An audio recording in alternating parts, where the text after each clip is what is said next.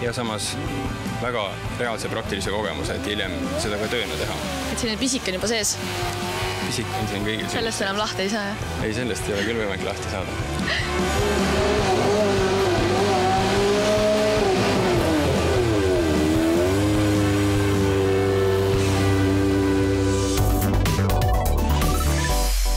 No räägi, Kristjan, kas sinul tekkis isu sõita vormelitega? Jah, võib-olla küll. Ma olen ka nagu lapsepõlves palju mootorratast ja selliste mootorsõidukitega palju kokku puutunud, et olen kardiga sõitnud ja nii edasi. Et selles mõttes on selline bensu ja õlilõhn mulle nagu tuttav. Nii et kindlasti oleks tahtnud seal roolis võib-olla ise olla. No aga kuidas sulle tundus üks eestimaine vormel? Tundus hästi põnev, ta oli küll ju mõõdatelt väiksem ja teistsugune kui selline vormel ühes nähtud vormel, aga tõeliselt ma kujutan ette, et see on tõeline vaev, et sellist vormelit valmis saada ja peab olema tõsist tahtmist ja tõsist nuppu selle jaoks, nii et igati tublid mehed. Olid. Meie järgmine lugu aga tutvustab teile üht neiut, keda on Teler TV-s enne ka nähtud. Nimelt, meie järgmises loos näete Margariti, kes võttis ka osa Teler TV saatejuhi konkursilt. Seal jäi ta silma muusikaprodutsentidele, kes juba talle usinasti laule kirjutavad. Tema uus lugu Summer Dream on juba laiali viidud ka Eesti raadiojaamadesse. Nii et enne kui see lugu teieni jõuab, teeme meie ühe väikese pausi, aga jääge meiega.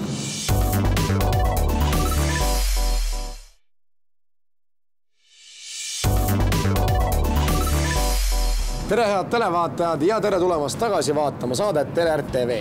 Nüüd on aeg minna külla Margaritile, kes meie teletalendi konkursil muusika inimestele silma jäi. Lähme vaatame, kuidas tal stuudios läheb.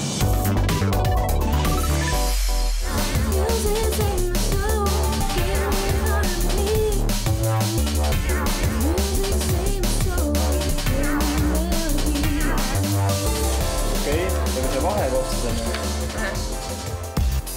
No, kuidas see algus üldse saabus, et meie tegime ja nägime ja kohtusime Teletalent 2009 konkursil, et kas arvad, et see konkurss sai sinule tegelikult saatuslikuks teatud mõttes? Ei, kindlasti. Ilma selle konkursita ma ei oleks praegu siin, kus ma olen. Nii et mul on väga hea meel, et ma sellest osa võtsin. Nii et... Ja kuidas see lumepall sinu jaoks veerema hakkas? No see oli niimoodi, et kõigepealt ma olin natuke pettunud, et ma ei võitnud, aga mul oli Žille üle hästi hea meel, sellepärast, et ta vääris seda meist kõigist kõige rohkem.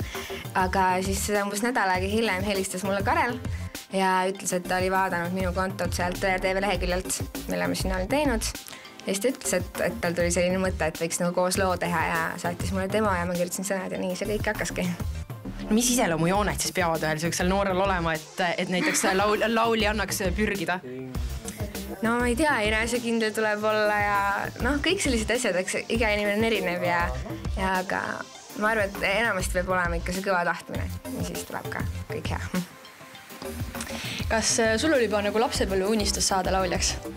Lapsepõlve unistus meil oli hästi palju. Ma tahtsin saada kõigeks korraga näitlejaks ja lavastajaks ja kõikideks asjadeks, aga laulmisega ma hakkasin tegelema alles võib-olla 4-5 aastat tagasi mitte tõsisemalt.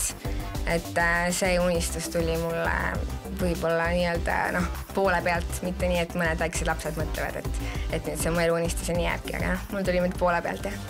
Aga kas sinu lugu on juba raadiojaamadesse jõudnud või veel ei ole mängitud raadios? Ei, raadiojaamades on see ka nüüd.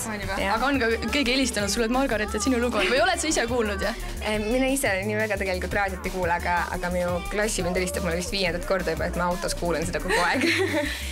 Meele rõõmsaks, jah? Jah, teeb ikka. Kuidas sina ennast tundsid, kui sina esimest korda kuulsid raadios enda lugu?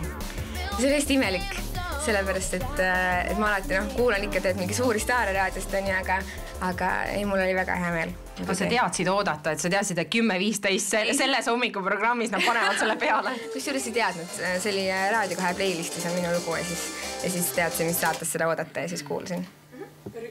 Mulle väga hea oli, jah, sa natuke kiirustad ette selles refräänis nagu. Okei, selge. Aga räägi, kuidas üldse siukene, kust need sõnad tulevad või kust need mõtted tulevad, mida sa siis kirja ja nooti paned lõpuks? Ikka enda kogemustest, enda mõtetest, enda tunnetest. Et see iga väike asi võib anda inspiratsiooniks kõik millisel hetkel ja tulevad päris lihtsalt tegelikult, hästi kiiresti ja lihtsalt. Kui ruttu läheb või kui palju aega läheb ühe Summer Dreami valmis seadmiseks? Ma päris aus olen, siis selle kirjutamiseks läks mul 15 minutit. Sellepärast, et sa ei tohi ennast nii, sa pead rääkima, kuidas sa pingutasid ja mõtlesid, et loominguline töö on raske protsess.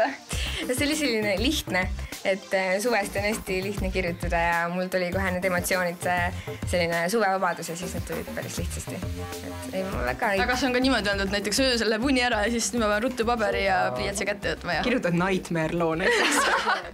On öösel tulnud mingid mõtted või mingi näiteks hästi naljaka koha peal kuskil bussis või lihtsalt? Bussis juhtub seda pideva, siis mõtlen telefoni välja ja kirjutan sinna. Või siis järjekorras seistes või midagi, et mulle löövad sellised laused pähe ja siis nendest saab igast asju üles aretada.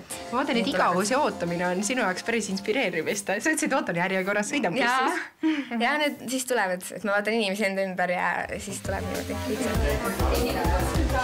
Kui kriitiline sa ise oma loo suhtes näiteks oled, et kas sa ütled, et ei, et nüüd ei tulnud välja, et teeme uuesti või sulle tundub, et kõik on perfektne ja siis produtsent ütleb, et kuule, täitsa läbi nina ju tuli praegu. Mõned asjad on sellised, mida ma võib-olla ise ei märka ja siis eelmine kord Karel nagu märkis need välja, aga muidu ma olen hästi kriitiline ja proovin alati paremaks minna. Ma tahtsin küsida, kuidas sa ise kriitikat talud? Kriitikat taluma väga hästi sellepärast, et ma olen aru saanud, et mõned inimesed ongi nii väiklased ja pinnapealsed, võivad suust välja jääda mida iganes ja see ei kõiguta mind. Kas on sul nagu mingi väike fänniklubi ka juba tekkinud, et vaatad, et võõrad inimesed hakkavad ennast igal pool internetikeskkonnades sulle sõpradeks lisama ennast?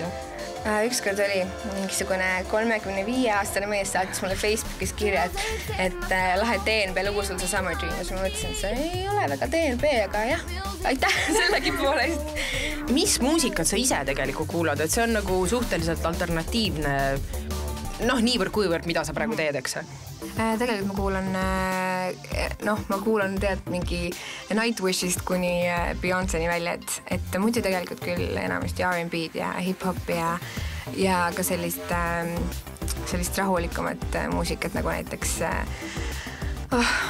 oskagi nüüd näidet tuua. Mingi Mr. Hudson näiteks meeldib mulle hästi ja hästi erinevad, et ise muidugi teen, klaveri peal ei saagi teha mingi hullu tümaka lugusid või midagi, aga jah, hästi erinevad muusikat teen.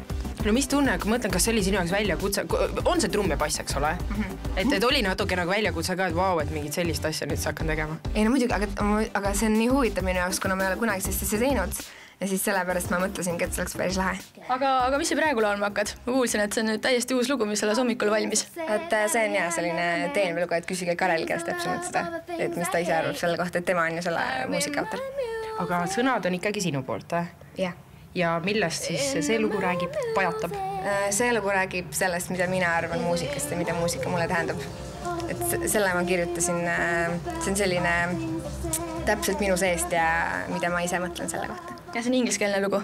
Ingliskeelne ja mulle eesti keeles kuidagi ei tule, aga võib-olla mõne aja pärast, kui ma proovin ja harjutan veel või midagi. Aga on ingliskeeles nagu lihtsam ja kas ta kõlab nagu paremini? Minu jaoks kõlab ingliskeeles, kõik laulab paremini ja ingliskeele on mul justkui teine emakeel, et ei ole minu jaoks raske ja see tuleb loomulikult paremini kui eesti keeles, nii et ma ei tea, mis sellest järeldada võib. Teeks veel seda kohta? Allo. Jaa, Helgis Allo. Teeks veel seda kohta? No, kas sa kuuled, Aga sul on klapid valesti peas vist? Ei ole enam. Nüüd on õigesti, jah? Okei. No. Teeme sama kohta veel siis, Refrääni? Jah. Tavai. Okei.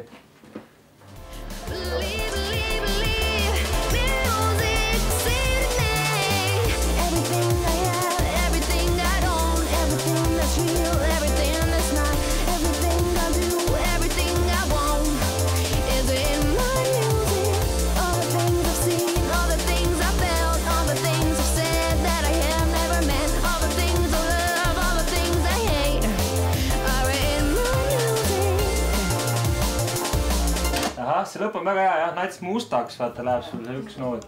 kuule, kas oleksid osanud elu sees arvata, et tol hetkel, kui sa nägid Teler TV-st, et otsitakse teletalenti ja et sa reaalselt, mis need on 3 või 4 kuud hiljem, sa oled muusikastuudios, sinu lugu on Raadio 2-s, mängitakse, sa salvestad juba teist singlit? Ei oleks arvanud.